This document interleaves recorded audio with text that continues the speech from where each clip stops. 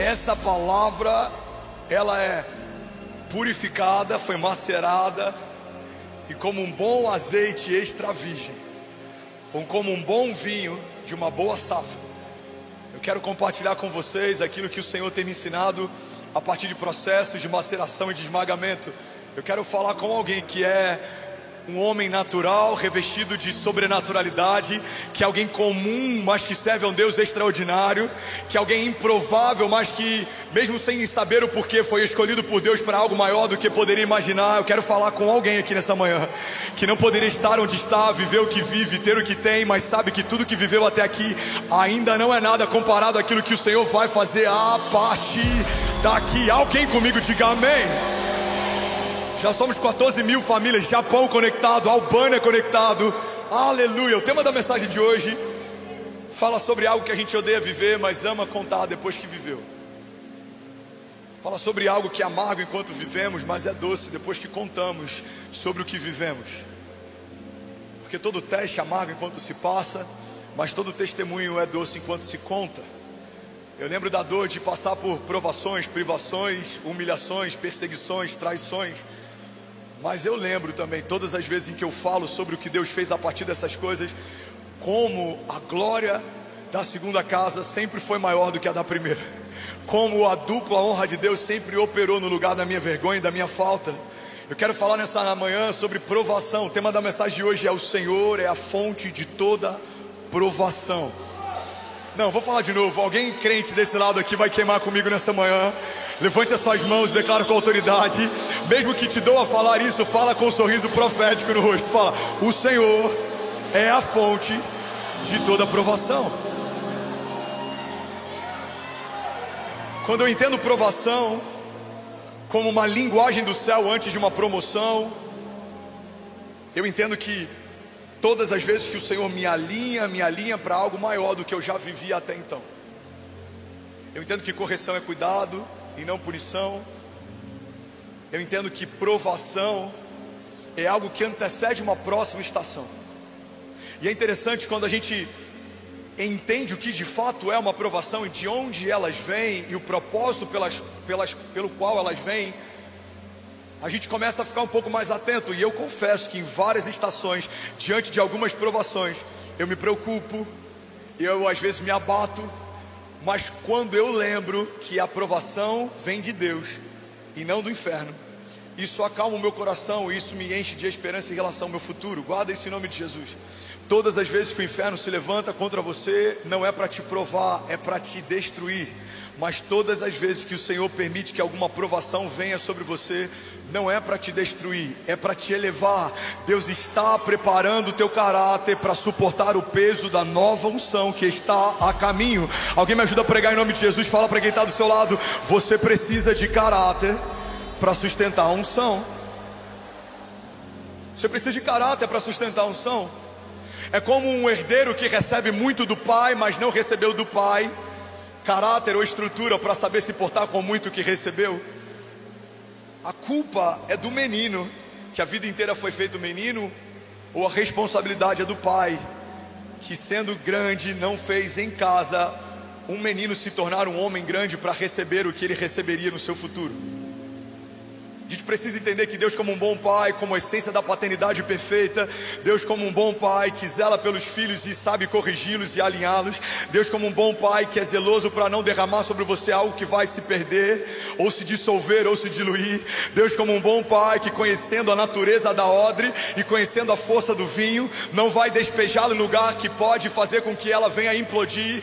Deus como um bom pai não está punindo você quando te faz esperar, ou não está levando uma penitência sobre você quando te faz ser provado. Não, Deus como um bom pai está garantindo que a sua rica herança será derramada sobre alguém que está pronto para receber aquilo que o céu sempre esteve pronto para derramar. Alguém comigo diga amém. Eu ouvi algo uma vez que me marcou. O JB Carvalho estava numa mesa e ele falou: Fernandes, meninos não aprendem a ser homens sozinhos. Todo menino precisa de um homem para ensinar como um homem se porta. É por isso que quando um menino tem em casa um pai que talvez não honra a sua esposa como deveria, a probabilidade dele repetir isso é muito grande, porque de forma inconsciente, involuntária, repetimos muitos dos padrões de comportamento que a gente viu ao longo da construção do nosso caráter, inclusive aqueles que a gente tinha ojeriza. Você se percebe no meio de uma crise fazendo tudo que você odiava ver o seu pai fazer, falando no tom que você odiava ver o seu pai falar, levantando a voz ou sendo agressivo como você odiava ver o seu pai ser. E assim são as mulheres. Talvez você viu por muito tempo a sua mãe tratando teu pai com indiferença quando estava magoada. A primeira coisa que você faz quando se sente frustrada pelo teu marido é tratá-lo com a indiferença que você viu a sua mãe tratar.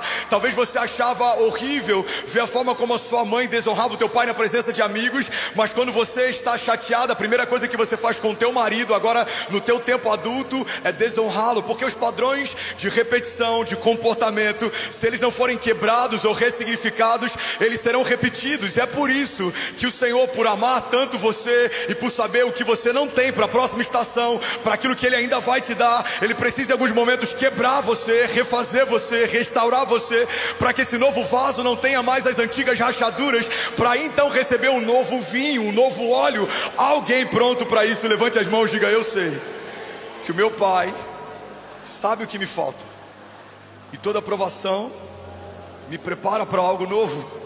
Diga: o meu futuro está guardado nas mãos do meu Deus.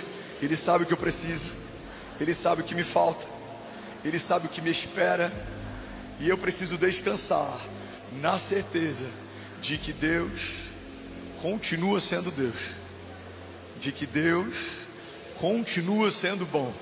A sua vontade é boa, agradável e perfeita, e nenhuma folha cai sem que haja uma permissão do Senhor. Diga: nada cairá ao meu redor sem que o Senhor permita. Diga: mas assim como o Senhor permite provações, privações, desertos, levantes, tempestades, o Senhor também me exalta quando a tempestade passa, quando o deserto cessa, quando os gigantes caem, quando a fornalha aquecida se torna refúgio seguro, quando a cova dos leões se torna lugar de milagre. A minha boca contará testemunhos, e uma geração contará a outra geração sobre a grandiosidade dos feitos de Deus. Se você crê nisso, irmão, você pode dar um brado de liberdade no seu lugar. Vamos, se for para Ele, será que alguém pode fazer barulho nessa manhã? Aleluia, aleluia. Meninos não aprendem a ser homens sozinhos, eles precisam de um homem para mostrar o caminho. E é nesse entendimento, e é debaixo desse entendimento, que a gente começa a perceber que Deus, como um bom pai, está nos levando a lugares mais altos. Ele está preparando a nossa estrutura para receber algo maior, mais elevado, algo que eu não vi, algo que eu nunca toquei, algo que é novo. Porque guarda isso, irmão, em nome de Jesus, estamos sempre na expectativa e em alguns momentos até ansiosos para vivermos uma nova estação. Mas eu preciso te lembrar que uma nova estação carrega novos talentos, novos dons, novos frutos, novas colheitas, mas também novos gigantes, novos inimigos, novos cercos, novos desertos. E também, para isso, você vai precisar de novas armas, novas estratégias, novos posicionamentos. Então, se o novo de Deus carrega novidade em todas as áreas, sejam nas boas ou nas ruins, sejam debaixo de um favor novo, de uma unção nova, ou de um levante novo, uma estratégia do meu inimigo nova, eu preciso entender que para cada nova estação o Senhor vai me brifar primeiro. O Senhor está criando impressões no meu espírito, o Senhor está me mostrando, demonstrando, alertando, apontando para algo que eu não vivi. Eu não sei como é, eu não sei de onde vem, eu não sei o que passa, mas uma coisa eu sei: Deus está me preparando, porque no tempo perfeito do Senhor, quando os céus disserem aprovado, há uma nova dimensão de fé e de unção, de provisão e de favor, algo que os meus olhos naturais não viram, algo que os meus ouvidos naturais não ouviram, algo que o meu coração natural não sentiu, mas Deus já revelou por meio do seu Espírito. Alguém comigo diga: eu sei que o meu amanhã será melhor que hoje. Fala para quem está do seu lado: teu amanhã vai ser melhor que hoje. Eu sei que a gente ama falar com quem está do lado, então fala com quem está do outro lado, para ninguém ficar só. Fala: o teu amanhã, meu irmão, vai ser melhor do que hoje. Alguém recebe isso? Diga amém. Vamos lá, vamos começar. O Senhor é a fonte de toda aprovação. Sabe, uma das características poderosas da forma como Deus levanta improváveis é que Deus escolhe quem ainda não está pronto, mas Ele só usa quando já foi experimentado. Pega isso aqui em nome de Jesus. Deus escolhe quem ainda não está pronto. Por isso que a gente não entende quando promessas vêm sobre homens, que a gente talvez de forma natural olha e fala: ele não está pronto para aquilo que ele acabou de ouvir, ele não está pronto para o sonho que ele carrega, ele não está pronto para a visão que ele tem. Pois é, Deus não tem dificuldade em escolher quem não está pronto, mas Ele não vai usar até que seja experimentado. Deus escolhe o menino Davi, mas Ele usa um homem, Davi, um Davi maturado, um Davi experimentado. Deus escolhe o menino José, mas Ele usa um homem que foi experimentado em prisões, em cadeias, em tribulações. Deus envia o menino Jesus, mas com 30 anos, debaixo de maturidade, depois de ser batizado e repousar sobre si uma porção do Espírito, Ele usa o Jesus homem, maduro, experimentado, que aprendeu e ensinou nas sinagogas, que percorreu longos caminhos e tinha pés marcados, já tinha uma pele marcada, já tinha mãos marcadas. Jesus não ficou aguardando até o sim do Pai, sendo alimentado por José e Maria, sentado no sofá da casa. Não, ele tinha um ofício, ele tinha marcas, ele todos os dias tinha que lidar com os elementos que ele sabia que em algum momento o crucificariam. Irmão, ele estará no madeiro e ele sabia que o madeiro o aguardava, mas o ofício que ele aprende e ele exerce, lida todos os dias com os mesmos elementos que o fariam sangrar. Ele pega todos os dias em martelos, em pregos, em madeira. Ele sabe em algum momento esse martelo e esses pregos e essa madeira selarão o meu destino e o final da minha humanidade na terra, mas ele lidava com isso sem ansiedade, porque ele sabia: no tempo perfeito do meu Pai, tudo ficará em ordem. O Senhor me deu um ofício, mas Ele também me deu um chamado eterno. O Senhor me deu trabalho e desafios naturais, mas o Senhor também preparou uma glória eterna que pesa mais do que todas essas coisas. O Senhor me deu uma família, mas eu sei que também antes dessa família natural e dos filhos que eu tenho, da mulher que eu tenho, o Senhor me fez parte de uma família, de um reino, e me estabeleceu, e na eternidade Ele me plantou, e eu estou enxertado numa videira verdadeira, e eu carrego uma herança que vai além desses dias. A herança que eu vou usufruir não fala a respeito de décadas, fala a respeito de uma eternidade que não tem começo nem fim. Antes que tudo existia, Ele era. Depois que tudo passar ou deixar de existir, Ele continua sendo, e eu estarei com Ele, estarei nele, sendo como Ele é, até a eternidade futura e desde a eternidade passada. Alguém comigo aqui em nome de Jesus? Aleluia. Então eu preciso entender. Se puder abaixar só um pouquinho o volume, por favor, que eu quero pregar até terminar a voz no final do último culto. Eu preciso entender que Deus não tem dificuldade de escolher quem não está pronto, mas Ele tem um impedimento. Ele não usa até que seja experimentado. Ele fala de vinho, mas você não vai ver Ele falando de redenção ou remissão a partir da simbologia de uma uva. Ele fala de óleo, de azeite, mas você não vai ver na palavra Ele usando a redenção ou remissão, o revestimento ou empoderamento a partir da simbologia de uma azeitona. Você vê o Senhor falando de pão, mas você não vai ver Ele usando uma simbologia falando de quem você é a partir da simbologia de uma farinha. Não. O Senhor usa coisas prontas que foram processadas, que foram esmagadas, que foram trituradas, que foram cozidas, que foram postas à prova. Porque da oliveira vem a oliva, mas é da prensa que sai um azeite, um óleo fresco. Porque é da uva que é pisada e maturada e fermentada que sai um bom vinho novo. E muitas vezes entendemos que somos essa matéria-prima do novo de Deus, mas ainda não entendemos que precisaremos ser processados para entregar o melhor de nós. O bom perfume é extraído de uma lavanda que foi macerada. Um bom vinho é extraído de uma uva que foi esmagada. E o teu bom testemunho vai ser gerado a partir de esmagamentos e macerações, vai ser gerado a partir de provações e privações. E eu não estou profetizando algo que é ruim, eu só estou te falando que a palavra nos ensina. A gente vai decorrer sobre isso, a gente vai entender e aprender sobre isso. E ao longo da palavra de hoje, se você está enfrentando alguma provação, você vai ter esperança e entender que isso não é um problema, isso é um presente. Deus está te preparando para algo novo. Se você ainda não passou, você estará preparado quando vier, porque certamente o dia mal virá para cada um de nós. Isso é inerente à nossa vontade. A Bíblia fala a respeito de um inferno ao nosso derredor. Efésios 6:10 fala a respeito da necessidade do revestimento de armaduras de Deus, para quando o dia mal vier, encontrar cada um de nós preparado, para quando as astutas ciladas do inferno vierem contra nós, não nos encontrarão em falta. A palavra de Deus diz que o nosso choro dura uma noite, mas certamente a alegria vem pela manhã. A palavra de Deus diz que aqueles que semeiam com lágrimas, com alegria trarão os seus feixes. Então a verdade é que não há dúvida sobre o dia mau, ele certamente existe. Mas para quem permanece em Cristo também não há dúvida sobre o dia bom. A redenção está a um clamor de se tornar resposta. Alguém comigo diga amém. Alguém queimando junto com Jesus nessa manhã diga glória a Deus. Ainda bem que eu vim, Jesus. Será que alguém pode celebrar Jesus alto e mais alto? Aleluia. Aleluia. Sabe, o azeite fala sobre revestimento.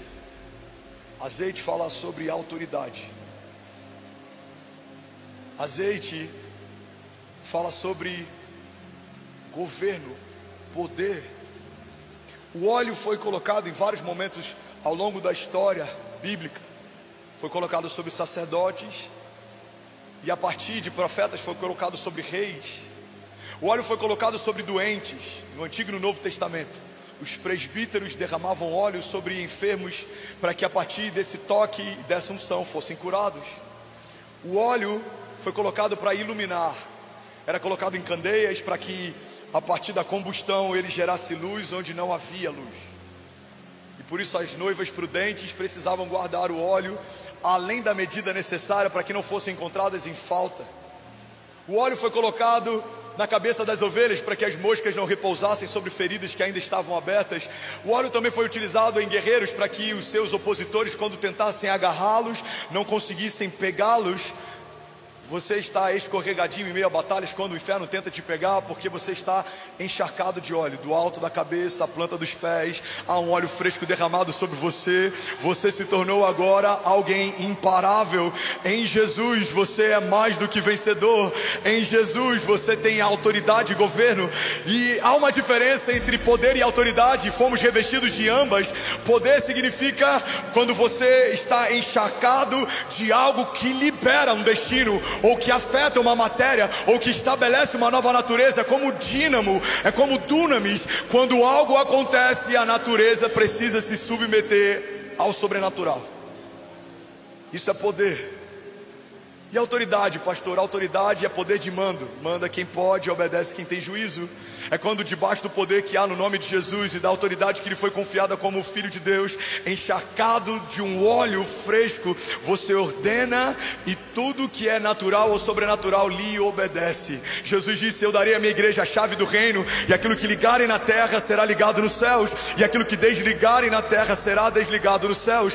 Por isso, debaixo da autoridade do nome de Jesus, quando você estende as mãos sobre os teus filhos e libera destino, ou sobre a tua casa e reivindica coisas, ou sobre alguém enfermo e ordena que todo espírito de enfermidade seja cancelado, isso não acontece porque você é bom, ou porque o teu braço é forte, ou porque você é sábio, ou porque carrega conhecimento humano. Não, isso acontece porque debaixo da unção do Senhor todo jugo é despedaçado, tudo que estava quebrado é restaurado, tudo que estava em falta é suprido. Alguém comigo aqui diga amém.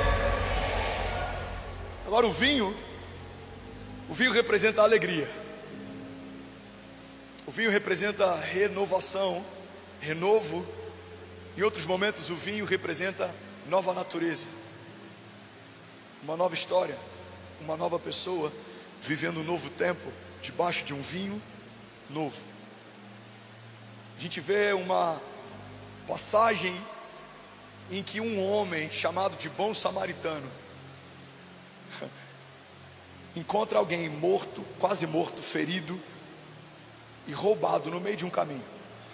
E muitas vezes a nossa teologia diminuiu essa história para falar de justiça social ou de ação social, quando na verdade, por mais que possa ser usado como exemplo para esse tipo de tema, essa parábola fala sobre algo muito mais alto, muito mais poderoso. Fala a respeito de um Salvador que não era daqui, mas veio para cá. É por isso que o homem caído, quando o sacerdote ou levita passou por ele pelo mesmo caminho, não fez nada. Não é que ele não queria fazer, ele não podia fazer.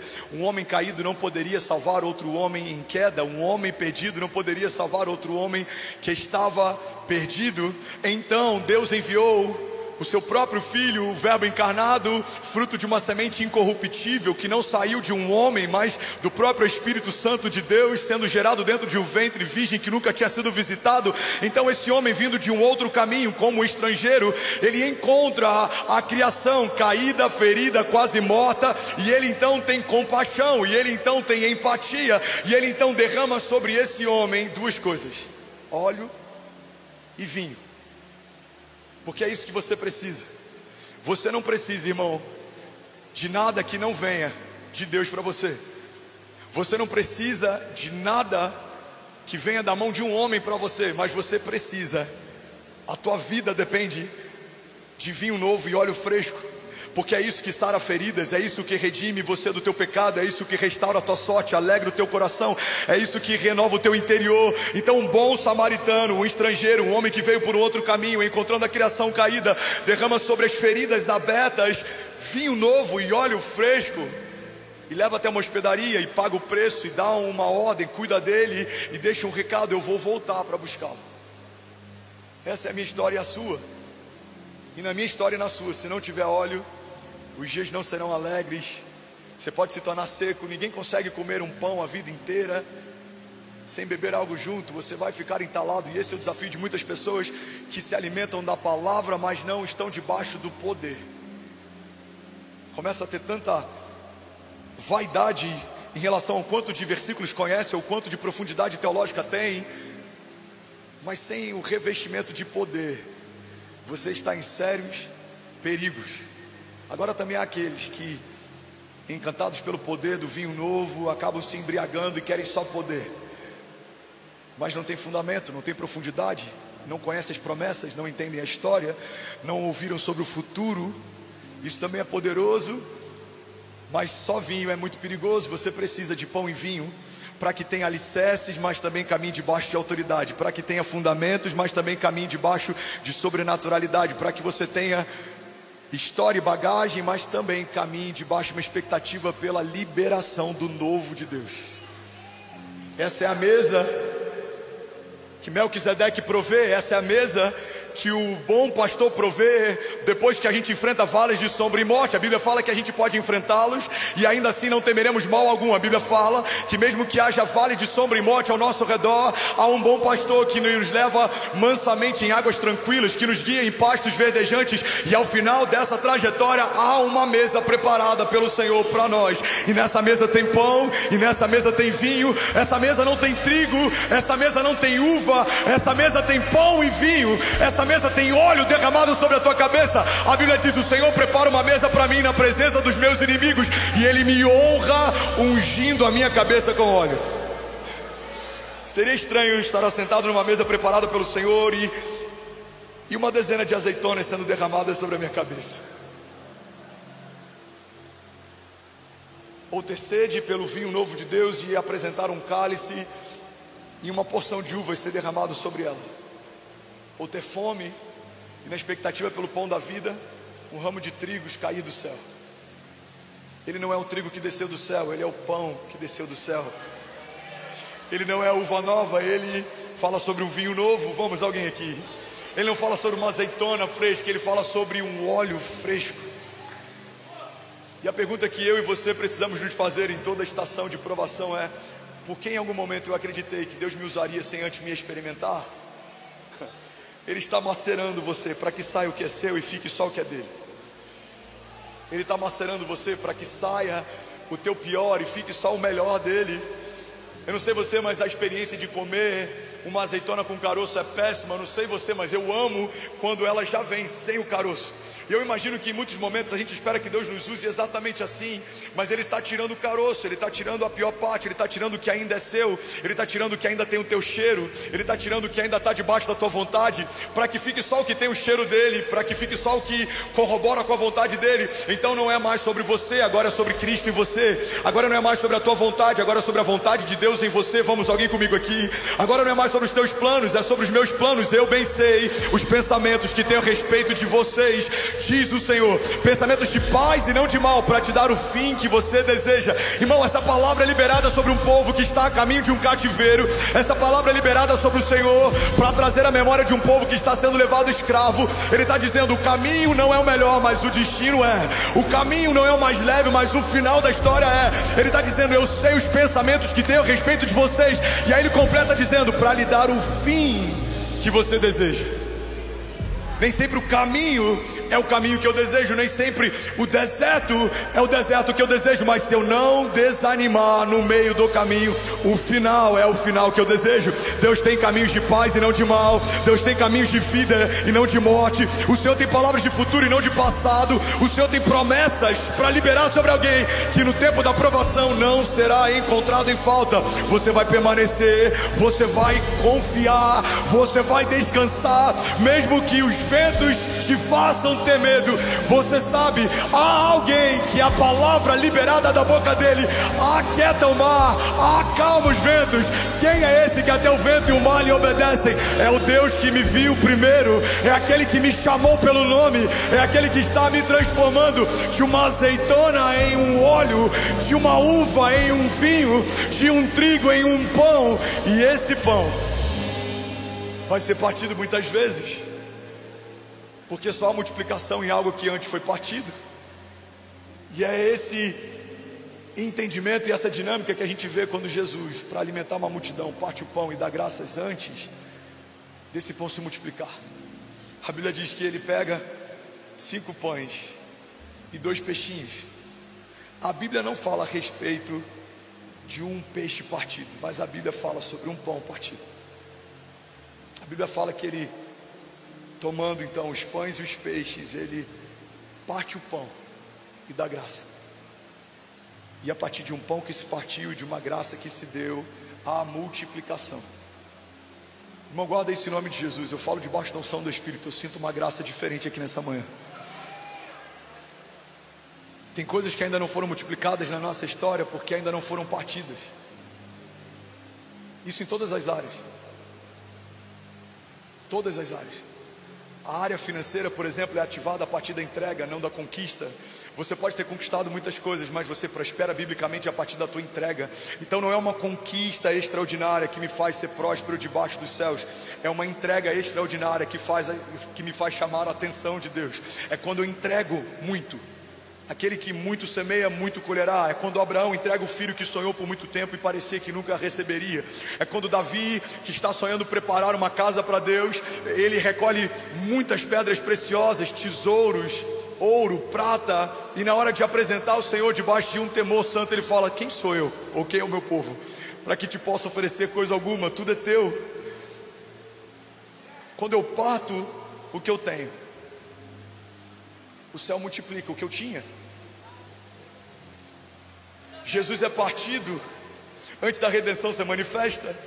O pão é partido antes de uma multiplicação sobrenatural acontecer. Com aqueles homens no caminho de Emaús, desesperançosos, voltando para casa, desanimados, a Bíblia diz que por todo o caminho o Senhor lembrava deles a respeito da palavra, e ainda assim eles não sabiam que estavam ao lado do Messias. Mas a Bíblia diz que quando chegam em casa, Jesus faz como se tivesse indo embora. Eles pedem para que ele fique, ceie com eles. E então, entrando na casa e partindo do pão, a Bíblia diz que então é revelado que quem estava ao lado deles o tempo inteiro era o Messias.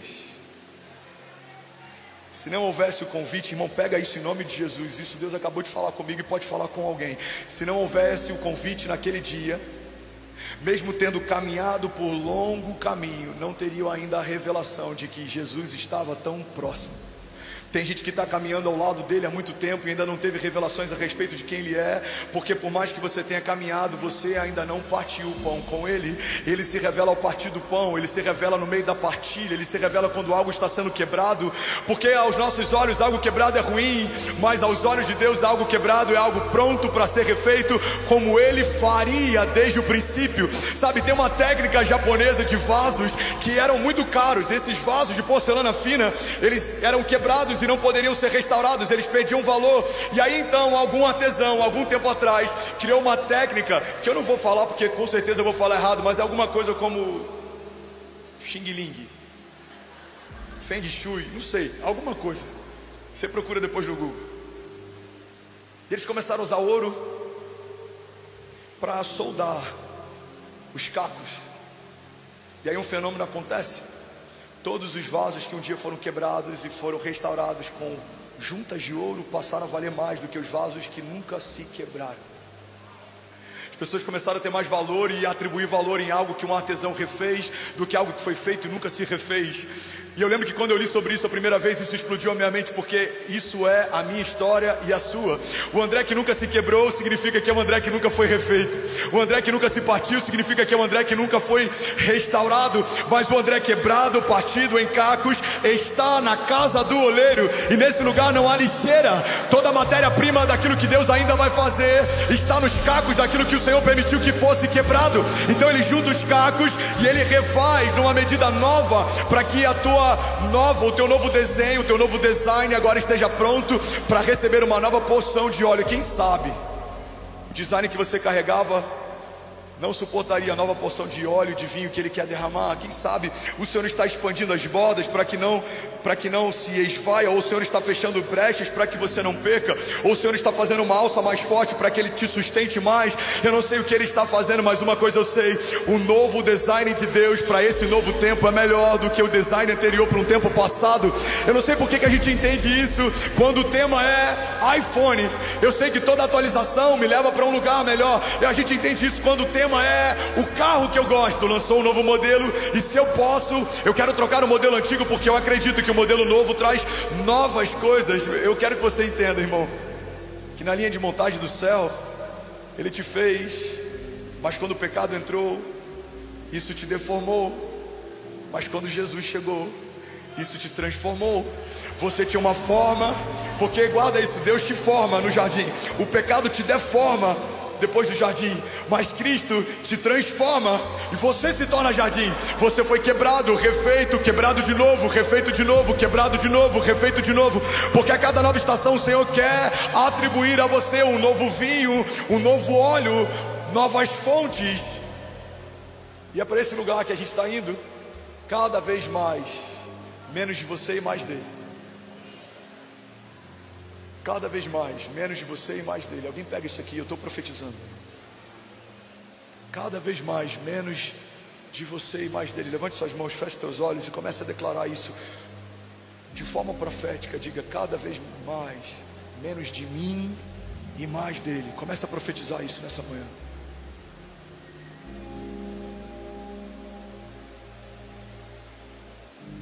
Aleluia.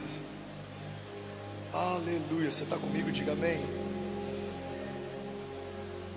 Irmão, Ele permite que a ferida seja aberta, mas guarda isso aqui em nome de Jesus. Deus não é um Deus de feridas, mas Deus é um Deus de cicatrizes. Deus não é um Deus de feridas, igreja de Jesus, mas Deus é um Deus de cicatrizes. Vemos todos os heróis da fé marcados em todo tipo de provação e tribulação. Vemos o Verbo encarnado, o Filho de Deus, marcado por todo tipo de tribulação e provação. Vemos os apóstolos de uma igreja primitiva marcada por todo tipo de tribulação e provação. Vemos o primeiro mártir da igreja primitiva com o seu rosto encharcado de uma glória que resplandecia. Havia luz sobre a face dele, mas as pedras estavam a caminho. Ele foi apedrejado e morto porque não negou a fé. Há cicatrizes em toda a construção de Deus a partir da história de alguém rendido. Você precisa ser marcado, mas as marcas não se tornarão feridas abertas para sempre, elas precisam ser fechadas. E é por isso que muitas vezes a gente confunde o fato de Deus permitir feridas, mas fechá-las, com o fato da gente ficar carregando elas e nutrindo. Tem gente que tem prazer de ficar falando das mazelas que carrega há muito tempo. Tem gente que tem prazer de ficar falando das privações que carrega há muito tempo. Guarda isso em nome de Jesus. O mesmo Deus que permite o gigante chegar é o Deus que te dá autoridade para cortar a cabeça dele. O mesmo Deus que permite a tempestade chegar é o mesmo Deus que te dá autoridade para se levantar e dizer: aquieta-te, acalma-te. O mesmo Deus que permite que coisas naturalmente pareçam estar fora do lugar, também é o Deus que usa de homens improváveis para restaurar o que foi perdido ou partido ou quebrado. Então você não pode domesticar os seus gigantes. O fato de entender que Deus usa homens com marcas e cicatrizes precisa gerar em mim uma expectativa. Tudo que hoje eu percebo que está aberto, o Senhor vai fechar. Porque é perigoso estar com uma ferida aberta em um ambiente contaminado. Você tem feridas com a igreja, você tem feridas com pastores, você tem feridas com Deus, você tem feridas com outros. Mas você está funcionando, você está fluindo, você está construindo, você está correndo. E sem perceber, a gente não entende por que muitas vezes o nosso testemunho não ganha pessoas. John Stott diz que o motivo pelo qual o nosso evangelismo fracassa muitas vezes é porque não parecemos com Cristo que professamos. Você pode não perceber, mas as pessoas percebem o cheiro do pus em uma ferida aberta há muito tempo. As pessoas percebem um sangramento, deixa marcas, fica na roupa, deixa cheiro. O Senhor não te chamou para andar com feridas abertas. O Senhor te chamou para carregar cicatrizes, ou seja, feridas fechadas. Me feriu, machucou, não fere mais, não machuca mais. Me feriu, machucou, não me fere mais, não machuca mais. O Senhor colocou sobre feridas abertas vinho novo e óleo fresco, para que quando eu olhar no espelho e perceber que a minha face não é mais a baby face que era, tem cicatrizes, tem marcas, tem rugas, eu lembro do dia em que elas foram feitas. Eu lembro da espada que quase me feriu, mas ela só marcou o meu rosto. Eu lembro da seta que quase me matou, mas ela só ficou na minha coxa. Eu lembro do punhal que colocaram nas minhas costas, mas Deus usou alguém para remover e cicatrizá-las. Porque alguém pelas costas me feriu, mas alguém pelas costas me cobriu também. Eu lembro da espada que se levantou. Eu lembro do campo de batalha. Irmão, vemos alguém como Davi, um homem segundo o coração de Deus, que não foi poupado das batalhas. Pelo contrário, a Bíblia diz que no dia em que ele entende que é melhor permanecer no palácio do que estar num campo de batalha, então há uma mancha estabelecida sobre toda a sua história. A casa de Davi está agora debaixo de uma mancha, porque na primavera, o tempo em que os reis iam para a guerra, o rei preferiu ficar no palácio. Quantas vezes, e a responsabilidade é nossa, pelo evangelho que tem sido pregado em muitos púlpitos, a gente só se alimenta de uma mensagem evangelística que é poderosa, glória a Deus por ela, mas a gente não lê a página 2. Isso não é culpa só do púlpito, a responsabilidade é nossa. Porque se o que te nutre são 40 minutos de uma mensagem no domingo, você está em sérios problemas. O evangelho poderia ser pregado horas a fio, de forma ininterrupta, por décadas, e ainda assim não teríamos a plena revelação de tudo que a palavra de Deus carrega.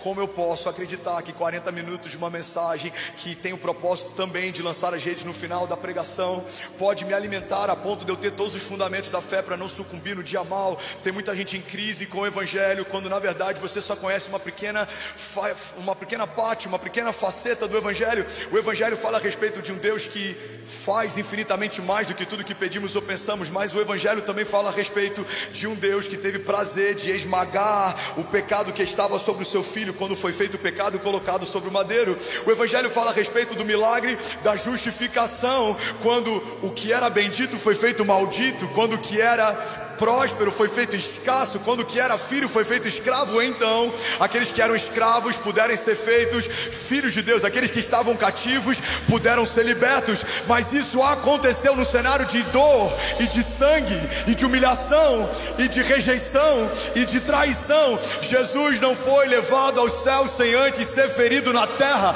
Jesus não foi ressuscitado ao terceiro dia sem antes ter permanecido por 3 dias morto. A vida experimentou a morte para que homens mortos pudessem voltar a viver. Não foi num cenário fofinho, não foi num cenário bonito, não foi num cenário agradável, não. O sol se recusou a brilhar, as rochas se partiram, o madeiro foi lavado por sangue. Ele teve sede, pediu água, deram vinagre para beber. Uma lança transpassou a lateral do seu corpo, não havia mais sangue nele para se esvair. Saía água do Criador. A beleza do céu foi coberta de dor. Houve choro, houve luto, houve desânimo, houve lágrima, houve abandono. Muitos daqueles que acreditavam que ele era quem dizia ser passaram a não ter mais tanta certeza, porque os soldados começavam a zombar dele, dizendo: se você é quem diz ser, salva-te a ti mesmo. E ele não se salva. Irmão, pega isso aqui em nome de Jesus. E pela hora, se alguém precisar ir, oficialmente termina aqui esse culto, porque eu preciso pregar por mais 20 ou 30 minutos. Eu sinto uma unção de Deus, e essa palavra não é só para esse dia. Se você entender que é um privilégio ouvir em primeira mão, glória a Deus por isso. Mas essa palavra é para um tempo, é para uma geração. Daqui a 40 anos alguém vai ouvir essa palavra e vai ser curado, vai ser liberto. Daqui a 50 anos os meus filhos ouvirão essa palavra e eles compartilharão através da igreja que estarão fazendo parte ou liderando, e ela ainda vai gerar frutos e um efeito poderoso. Alguém comigo diga amém. Salva-te a ti mesmo. Ele não salvou. Isso para muitos que estavam ali naquele dia era a definição clara de que ele não era quem dizia ser. Por quê? Porque ele não se poupou. Pega isso aqui, irmão. Olha, se ele realmente é o Messias, eu acho que ele em algum momento vai acabar com essa palhaçada toda aqui. Ah, irmão, espera só. Jesus vai mandar um raio sobre os soldados, ou ele vai fulminar ele só com olhar. Alguma coisa vai acontecer. Eu acho que ele vai fazer o que fez com a figueira. Talvez ele vai fazer o que o profeta fez com aqueles que zombavam da calvície dele. Alguma coisa vai acontecer, e nada acontece. Ele está lá quase entregando o Espírito. Os cravos transpassaram as mãos e os pés. Tem dor para respirar. Ele está nu, ele está entregue, ele está vulnerável, ele está envergonhado, e ele não está ali por qualquer outro motivo senão pelo fato de alguém que ele escolheu a dedo para fazer parte do grupo seleto vendeu o lugar secreto. Judas fez mais do que entregar Jesus, ele vendeu o lugar secreto. Ele disse onde ele estava, ele revelou quem ele era. Pastor, o que isso tem a ver com a minha história? Além da redenção, tem algo que acontece todos os dias quando a gente está em meio a provações. A gente acredita que pelo fato de Deus nos salvar, não nos salvar em meio a algumas provações, significa que talvez Ele não seja tão poderoso, ou talvez Ele não nos queira tão bem, ou talvez Ele tenha nos abandonado. Mas entenda isso em nome de Jesus. Quando Ele faz isso com o pai da fé, Abraão, Ele o poupa. Mas quando Ele faz isso com o próprio filho, Ele precisa ir até o final. Com Abraão ele fala: Abraão, não precisa, eu já sei, você tem o meu coração. Mas com Jesus ele não estava provando o coração dele para ninguém, porque não há ninguém superior a ele mesmo para que ele pudesse provar. Deus não estava sendo provado no seu coração, ele não estava sendo testado se de fato entregaria tudo. Não, ele entregou tudo, ele foi até o final, porque só haveria ressurreição se houvesse morte. Pega isso aqui em nome de Jesus. Só a dupla honra onde há vergonha, só a restauração em algo que foi perdido, só a redenção em algo que foi roubado. Redenção tem como um dos significados resgate, ou seja, alguém que viveu redenção significa que estava cativo, você foi sequestrado. É por isso que a palavra de Deus diz que fomos transportados do império das trevas para o reino do seu Filho amado. É como se você estivesse em um cativeiro e então entrou a divisão anti-sequestro e você foi removido. Mas você não vai ser removido para permanecer onde estava, você foi removido para ser transportado para um lugar seguro. E é por isso que a Bíblia diz que estávamos em um império, mas fomos transportados para um reino. Estávamos em meio a trevas, mas fomos transportados para um reino de amor, debaixo do governo, de autoridade do nome de Jesus. Então entenda isso, irmão. Tudo que acontece de bom debaixo dos céus acontece depois que alguma cicatriz é gerada. Isabel ouviu de muita gente que ela era estéril, até ouviu o choro do bebê que gerou no ventre, João Batista. O bebê que gritava numa casa, agora clamava num deserto. Você já parou para pensar que tudo o que aconteceu de glorioso com os heróis da fé ou com os personagens que estavam no entorno deles, antes foi marcado por dor ou por falta. Gideão vence exércitos inimigos com 300, mas ele foi encontrado enquanto malhava no lagar, escondido e com medo dos seus inimigos. Noé foi poupado de um dilúvio, mas ele viu toda a terra que era conhecida ser destruída, e ao abrir das janelas da arca e ao sair pelas portas da frente, por mais que houvesse a alegria de saber que a sua família foi poupada, eu imagino que não deve ter sido fácil ver a quantidade de morte, o cheiro que estava sobre a face da terra, porque Deus se enojou de tal maneira com a criação que poupou uma família, mas não poupou mais ninguém.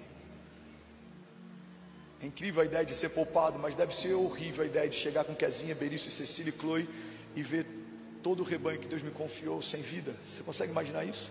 Ou você chegando no teu trabalho e você está vivo, mas todos os seus colegas de trabalho foram dizimados. Ou você chegar no estádio e você está vivo, mas todos os torcedores que estavam vivendo aquele mesmo momento com você foram dizimados. Irmão, entenda algo: os heróis da fé viveram coisas poderosas, mas todos eles carregavam cicatrizes. José foi vendido pelos irmãos. Você imagina a dor de saber que você agora é escravo, tem corrente nos seus pés, tem chicote nas suas costas, porque um irmão te vendeu. Davi foi perseguido pelo Saul, o rei que ele honrou, que ele derrotou o gigante para honrar o seu reinado, que ele tocava a harpa para acalmar o seu interior. Agora quem o persegue, você consegue imaginar, irmão, a dor de Daniel, sabendo que homens estão fazendo de tudo para tentar matá-lo, mas ainda assim ele não nega a fé, e agora onde ele está cercado por leões dentro de uma cova escura. Para pensar no que os heróis da fé enfrentaram. A gente quer estar debaixo do governo e da autoridade de Davi, a gente quer sonhar os sonhos de Deus como José, a gente quer viver pela fé como Abraão, a gente quer ver o mar se abrir enquanto a gente caminha como Moisés. A gente quer que Deus preserve a nossa casa em meio a uma geração perdida e um tempo de crise como Noé. A gente quer carregar a autoridade e o poder do nome de Jesus, mas a gente não quer passar pelos dilúvios, desertos, privações, provações, cadeias, pelo Calvário. A Bíblia fala: se você quer me seguir, toma a tua cruz e segue-me. A cruz de Jesus fala a respeito não só do dia mau, mas também, não lembro de quem é essa citação, do John Stott ou do Tim Keller, eu não lembro. Ele diz que não podemos apresentar a Cristo parcialmente, falar da sua humanidade e não da sua divindade, falar da sua morte e não da sua ressurreição. Não podemos falar de parte de quem Ele é, porque se falamos de parte de quem Ele é, não estamos falando sobre Ele. Ele é 100% homem e 100% Deus. Ele foi feito carne, mas o seu corpo foi glorificado, ao terceiro dia ressuscitou dos mortos, está à direita do Pai, intercede por nós. Ele é o caminho, a verdade e a vida. E é sobre isso que eu vim falar nessa manhã. Alguém recebe algo de Deus aqui nessa manhã? Diga comigo: Deus não é um Deus de feridas, mas Deus é um Deus de cicatrizes. E prova disso é que Jesus, quando ressuscita dos mortos, não esconde as suas marcas. O corpo ressurreto dele carregava as suas chagas. Não, olha para mim, recebe disso. Eu sinto um temor do Senhor, vai além daquilo que a gente pode estar entendendo. Eu não estou ministrando sobre entendimento, eu estou ministrando no Espírito. O teu Espírito está sendo edificado, a gente está sendo forjado para uma nova estação. Eu creio que Deus está nos levando para um lugar de maturidade. Eu não sei se você percebe, mas tem algumas semanas que o Senhor tem me feito caminhar debaixo de uma unção, que é de ensino da palavra, debaixo da unção do Espírito. Não tem sido tão evangelístico nas últimas semanas, mas a gente tem visto os frutos. Deus está nos chamando para uma estação de maturidade, e maturidade só vem com maceração, só vem com esmagamento, só vem com provas, porque aquele que foi provado e aprovado será recompensado. A Bíblia diz que todo sofrimento leve e momentâneo está acrescentando em nós uma glória eterna que pesa mais do que todas essas coisas. Alguém toma posse disso e diga amém. Jesus se apresenta com as chagas. Alguns ainda têm dúvidas se de fato é Ele. Tomé fala: eu só creio se eu conseguir ver. Olha para mim. Ele fala: bem-aventurado aqueles que vão crer mesmo sem ver. Ele está falando de você. Você não viu Jesus fisicamente, você não tocou nas chagas dele, você não o viu caminhando pela sala, mas você sabe que Ele é real. Você crê que Ele é suficiente. Você reconheceu o nome dEle. Você é bem-aventurado, bendito, bem-sucedido, porque não precisou que Ele aparecesse e te provasse que Ele é quem dizia ser. O que Tomé exige dele é a mesma coisa que os soldados romanos exigiram: se você é quem diz ser, me prove. Deus não precisa provar que é Deus. A gente só precisa crer que Ele é quem a gente sabe que Ele é, se a gente quer viver o que a gente sabe que Ele pode fazer. Deus é Deus, irmão. Ele não precisa te provar nada. E Ele é Deus mesmo quando o meu dia é mau. Ele é Deus mesmo quando coisas fogem do meu controle.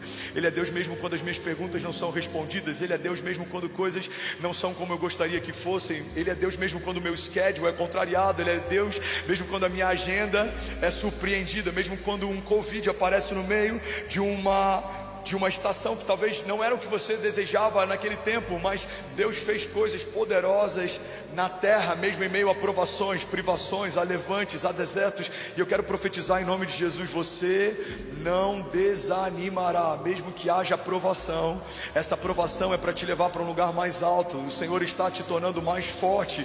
O Senhor está estruturando os teus fundamentos. O Senhor está aprofundando as tuas raízes, para que você não seja um crente mimado, para que você não seja um filho sem marcas. O Senhor está te permitindo ser marcado, porque por mais que a gente não entenda hoje, lá na frente você vai entender. Agora eu sei o porquê do Senhor ter permitido passar pelo que eu passei. Eu estou fortalecido, eu estou mais experimentado, eu carrego maturidade, eu fui provado, e o Senhor viu graça nas minhas provações, e eu fui aprovado, e o Senhor derramou sobre mim uma dupla honra que excede tudo que eu já passei até aqui. Alguém comigo diga amém. Sabe, um princípio poderoso sobre as provações é que elas nos preparam para as promessas. Toda provação afeta o teu caráter, afeta a tua fé e afeta a tua obediência. Toda provação afeta o meu caráter, afeta a minha fé e afeta a minha obediência. Quando a palavra de Deus fala sobre um caráter aprovado, fala sobre um caráter que foi provado, porque ninguém aprova o que não provou. E é interessante porque biblicamente a dinâmica que acontece com esses três princípios, ela é diferente. O caráter ele é moldado, por isso que muitas vezes a gente é quebrado, porque precisa de um novo molde. A fé, ela é purificada, e por isso que às vezes a gente enfrenta o fogo, porque o fogo purifica tudo que é puro. E o nosso coração ele é renovado. Ele pode estar mal, mas o renovo do Senhor faz ele voltar a bater de novo, melhor do que batia antes. Ele pode estar ferido, mas o bálsamo de Gileade traz cura e faz ele voltar a bater melhor do que batia antes. Deus não vai moldar a tua fé, porque a fé é única. Ele é o autor e consumador da fé. A fé só vem por ouvir a palavra de Deus. Logo, a fé não precisa de molde, ela é perfeita. A fé só precisa ser purificada. O meu caráter não. O meu caráter pode ter sido afetado pela minha criação, pelas minhas experiências, por aquilo que me cercava, por aquilo que eu vivi, por aquilo que eu aprendi. E é por isso que o caráter precisa ser moldado. E o coração, pastor? O coração precisa ser renovado dia após dia. A Bíblia fala sobre tudo que se deve guardar. Guarda o teu coração, porque dele procedem as fontes de vida. Tiago 1:2 diz: meus irmãos, considerem motivo de grande alegria o fato de passarem por diversas provações, pois vocês sabem que a prova da sua fé produz perseverança, e a perseverança deve ter ação completa, a fim de que sejam maduros e íntegros, sem que falte a vocês coisa alguma. Alguém pode dizer glória a Deus por isso? Alguém consegue ouvir 15 minutos dessa palavra de verdade? Levante suas mãos em nome de Jesus.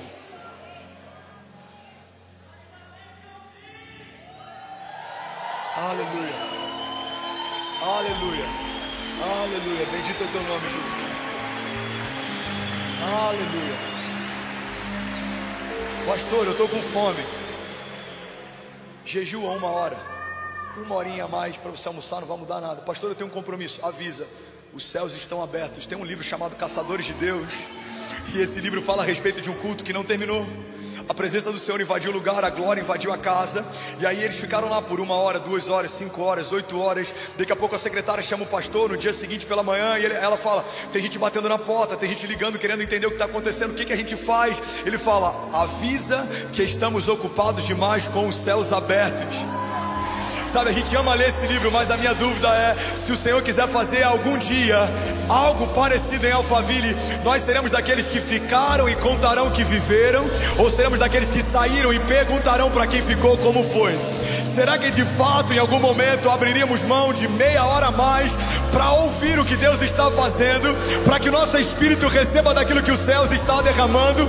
Ou a gente vai reclamar, ou a gente vai ficar murmurando? Não, nós seremos aqueles que beberão de um vinho novo, que comerão do pão que desce do céu, que receberão de uma unção fresca derramada sobre a nossa cabeça, porque nós entendemos: aquilo que eu posso fazer não muda a minha história, mas aquilo que Deus está fazendo já está mudando ela. O Senhor já está enviando resposta, sim.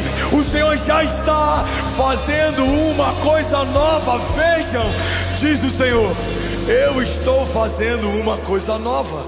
Alguém pode dizer glória a Deus por isso? Tiago 1, versículo 4 nos fala que a perseverança deve ter ação completa.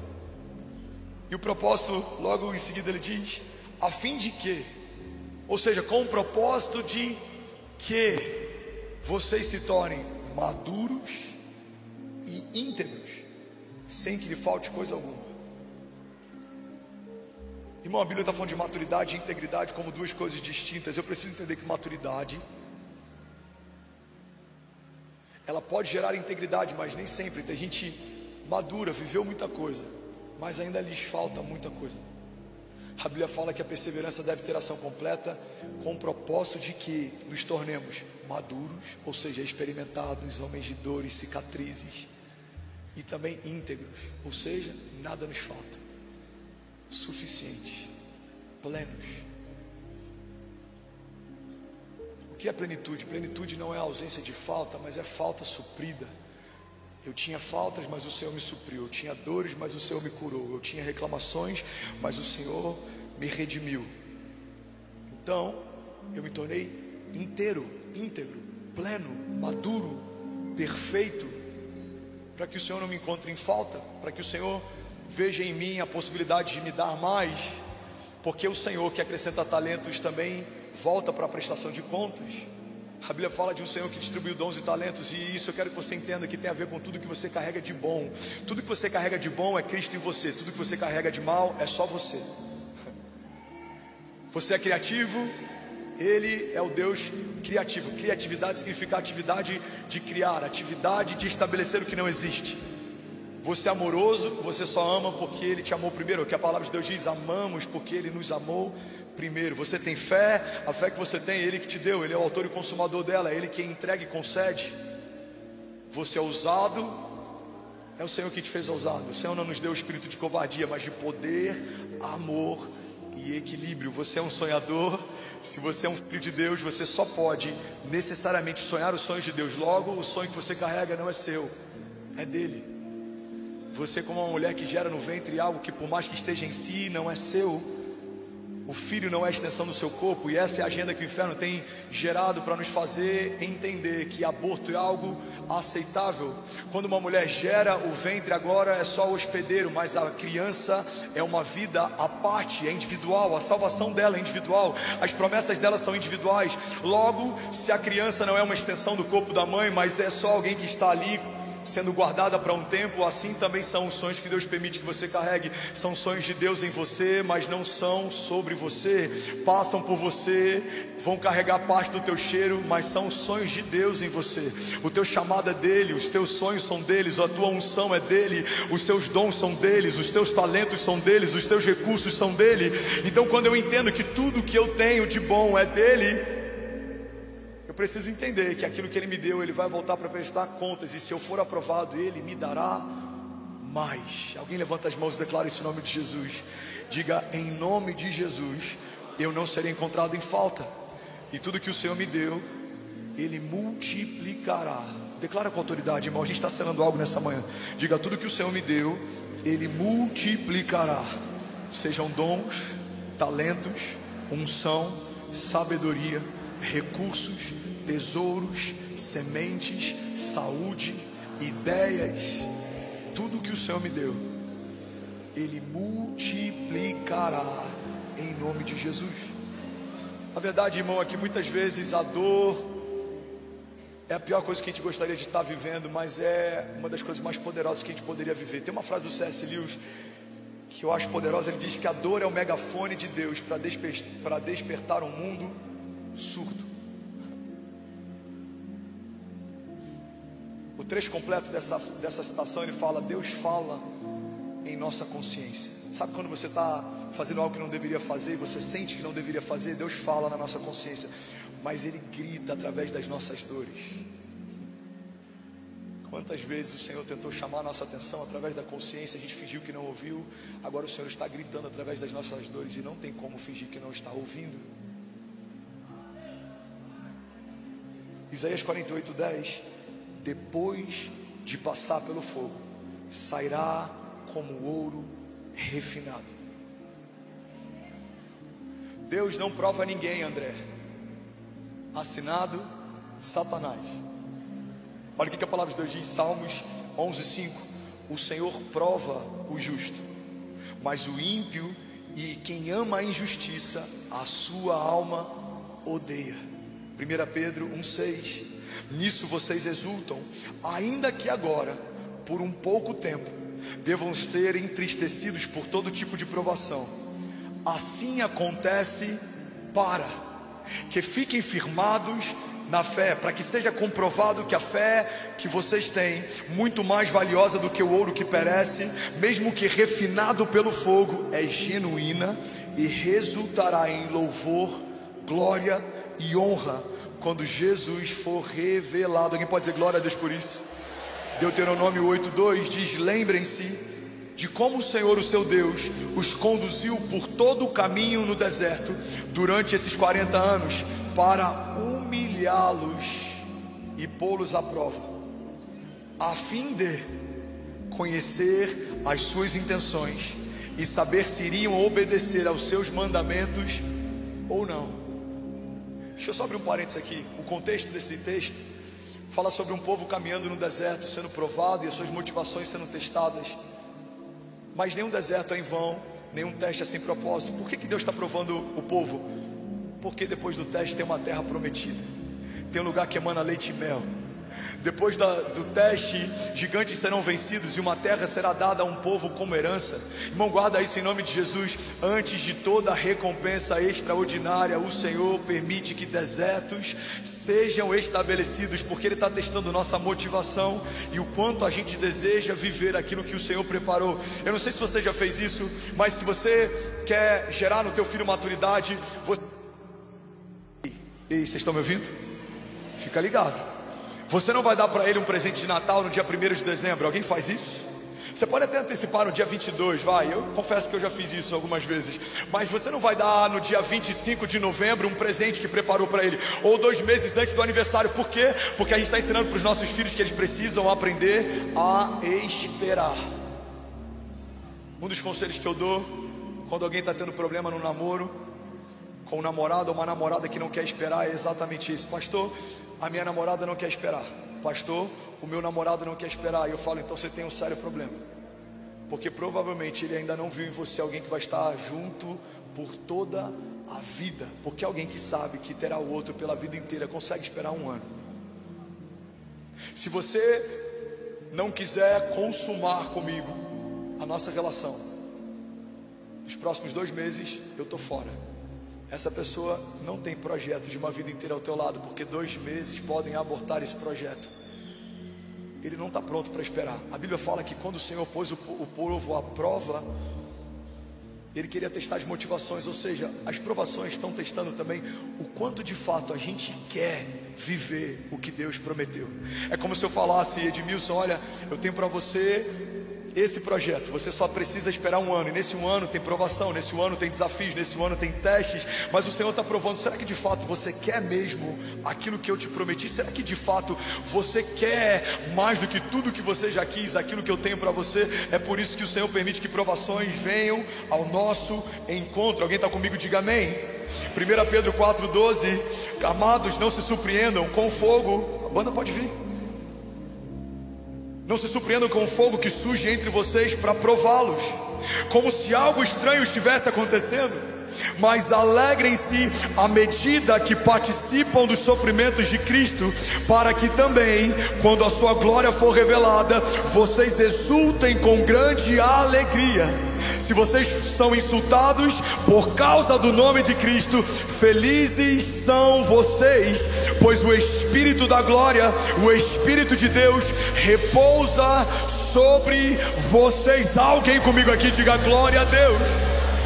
Salmos 34:15 diz: os olhos do Senhor voltam-se para os justos, e os seus ouvidos estão atentos ao seu grito de socorro. O rosto do Senhor volta-se contra os que praticam mal, para apagar da terra a memória deles. Mas os justos clamam, e o Senhor os ouve e os livra de todas as suas tribulações. Porque o Senhor está perto daqueles que têm o coração quebrantado, e Ele salva aqueles que têm espírito abatido. O justo passa por muitas adversidades, mas o Senhor o livra de todas elas. Alguém pode dizer glória a Deus por isso? Aleluia. Hebreus 10:36. Vocês precisam perseverar de modo que, quando tiverem feito a vontade de Deus, recebam o que Ele prometeu. Gálatas 6:9. E não nos cansemos de fazer o bem, pois no tempo certo colheremos, se não desanimarmos. Deus está garantindo uma colheita, mas Ele coloca uma condicional: você tem que passar pelo tempo da espera. No tempo certo colheremos, se não desanimarmos. Tiago 1:2. Feliz é o homem que persevera na provação, porque depois de aprovado. Depois de quê, igreja? Feliz é o homem que persevera na provação, porque depois de aprovado receberá a coroa da vida que Deus prometeu aos que o amam. Tem uma frase do Charles Spurgeon, eu quero que você guarde isso em nome de Jesus. Quando você não entender a mão de Deus, guarda isso aqui. Quando você não consegue entender o que faz a mão de Deus, confie no coração dele.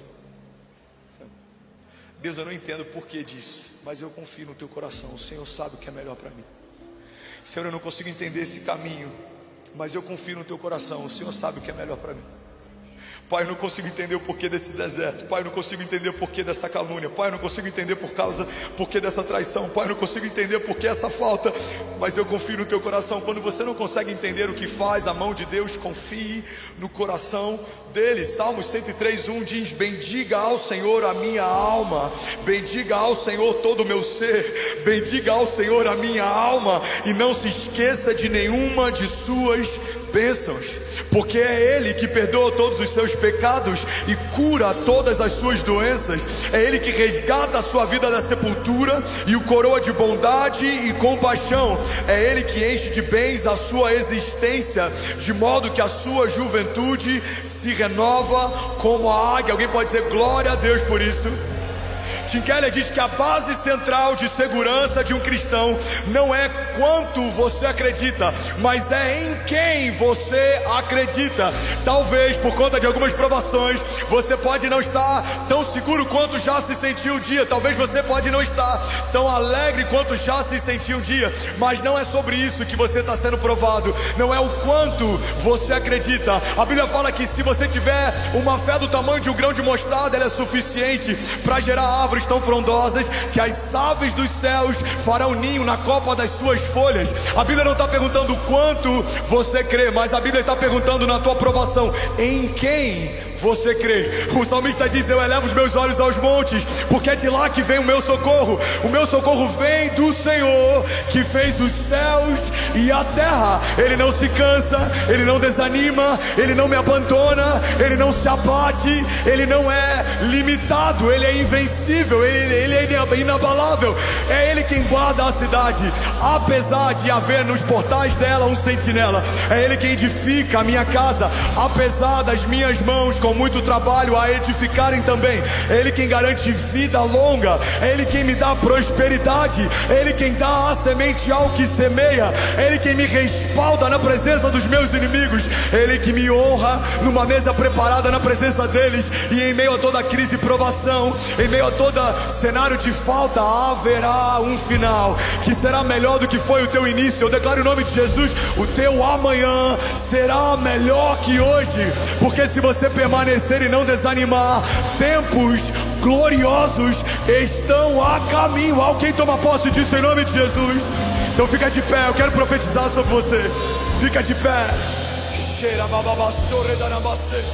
2 Timóteo 2,13 diz: se somos infiéis, ainda assim Ele permanece fiel, pois o Senhor não pode negar a si mesmo.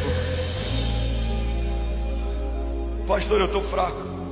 Eu sei, eu também me sinto assim várias vezes. Essa semana foi uma semana difícil para mim.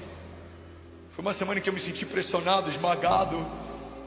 Mas a palavra de Deus para todo aquele que se sente fraco é: diga ao fraco, eu sou forte.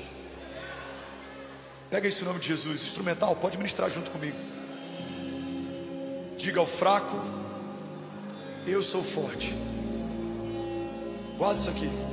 Tem momentos que a gente se sente fraco e está esperando o Senhor falar: ei, Rafa, você é forte. Ei, Lucas, você é forte. Ei, Letícia, você é forte. E a gente se frustra porque não está ouvindo isso. A palavra está dizendo: diga ao fraco, eu, o Senhor, sou forte. Sou eu quem te fortaleço. Da tua fraqueza brota a minha força, das tuas mazelas brotam o meu socorro, da tua falta brota o meu transbordo, do teu medo brota a minha coragem, dos teus desertos brota água doce que vem da rocha fendida, do teu dia mal brota o meu testemunho. Tem outra passagem, eu finalizo aqui, eu vou profetizar sobre você, que a Bíblia fala que no mundo tereis aflições, mas não tenham medo, tenham bom ânimo, eu venci o mundo. E a gente completa com algo que Deus nunca completou: eu venci o mundo e vocês vão vencer também. Não é isso que a palavra de Deus diz? Ele está dizendo: eu venci o mundo. That's it. A tua vitória não vai vir de uma vitória que você vai conquistar. A tua vitória vem de uma vitória que Jesus já conquistou. Ele está dizendo: eu venci o mundo, ponto. Não precisa ser vencido. Você não vai vencer algo que já se venceu. Você não vai ganhar algo que já se ganhou. Ele está dizendo: no mundo tereis aflições, mas tens de bom ânimo. Eu venci, game over. O inferno perdeu. Onde está a morte, a sua vitória? A morte foi entregada pela vida. O rei ressuscitou.